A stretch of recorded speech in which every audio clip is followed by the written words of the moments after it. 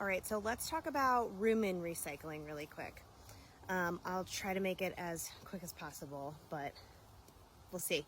So I don't know where I first heard this term.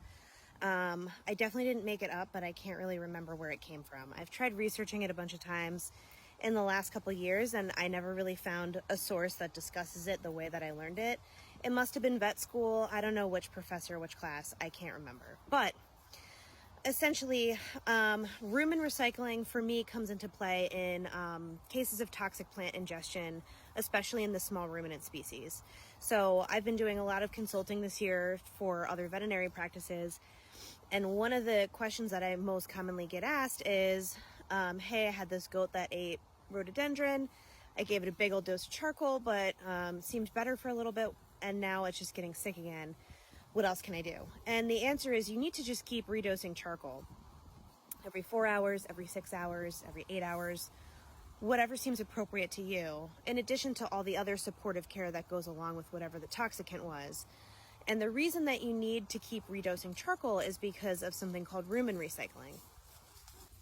So with rumen recycling, I like to remind myself how much of the body the rumen takes up. So in a ruminant animal like these guys, the rumen part of the forestomachs takes up, let's say, 60% of the abdomen, maybe more. But that rumen is just a huge fermentation vat. And there's so much food in there, pounds and pounds of food, fermented at various stages, constantly being cycled through with motility. And if you kind of think about the leaf of a toxic plant that the sheep or the goat ate, it's sort of like you're sitting in front of a washing machine, one of those washing machines with like the glass door that you can see through. And it's a super big load of laundry, lots of bulky stuff in there, sheets and sweaters and stuff. And there's a baby sock. And you're sitting there and you're waiting for every time you see the baby sock reappear and go right across the glass door of the washing machine.